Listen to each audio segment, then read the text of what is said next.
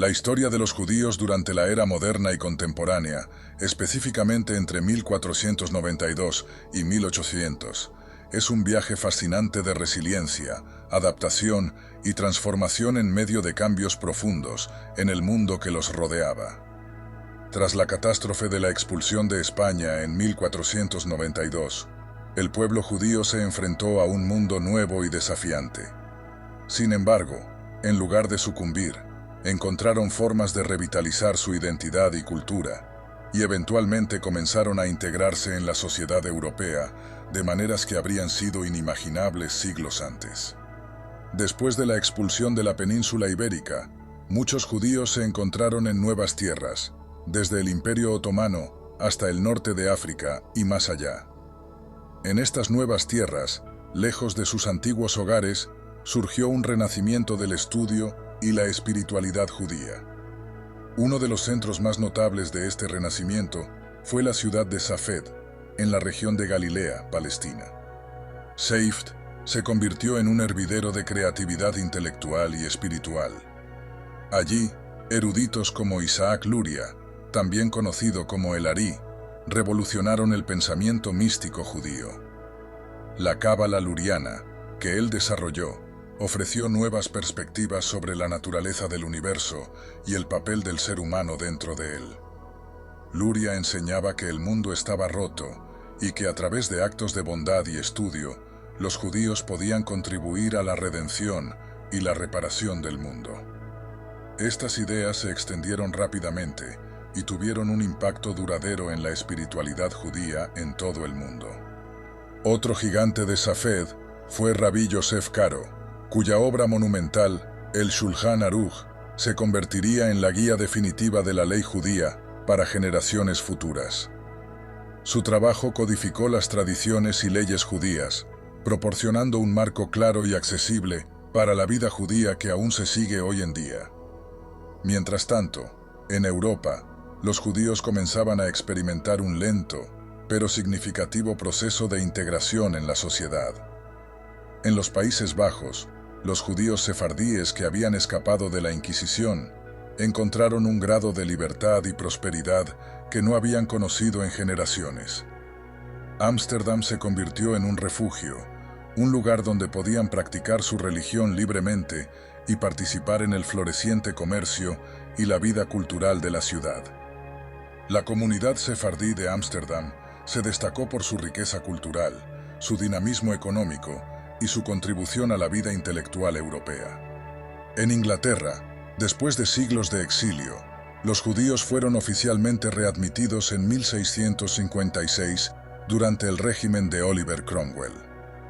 Aunque inicialmente fueron pocos en número, su presencia en Londres y otras ciudades fue un primer paso hacia una integración más amplia en la sociedad británica. A lo largo de los siglos XVII y XVIII, los judíos en Inglaterra comenzaron a establecerse y a participar cada vez más en la vida comercial y cultural del país. Sin embargo, no todo era progreso y aceptación. En Europa Oriental, los judíos vivían en comunidades aisladas, conocidas como shtetls, donde enfrentaban duras restricciones legales y sociales. Aunque disfrutaban de una autonomía limitada bajo el sistema de Kahal, la vida en estos shtetls era a menudo difícil, marcada por la pobreza y la violencia, como los frecuentes pogromos que asolaban sus aldeas. A pesar de estos desafíos, los judíos de Europa Oriental mantuvieron una rica vida cultural y religiosa, desarrollando tradiciones que más tarde influirían en el judaísmo en todo el mundo. El siglo XVIII trajo consigo la Ilustración, un movimiento intelectual que cambiaría el curso de la historia europea, y con él surgió un movimiento paralelo dentro de las comunidades judías, la Haskalah, o Ilustración judía. Moisés Mendelssohn, un judío alemán, se convirtió en el principal exponente de la Haskalah. Nacido en 1729 en Dessau, Mendelssohn desafió las expectativas y los prejuicios de su tiempo, al convertirse en un respetado filósofo y erudito en una sociedad predominantemente cristiana.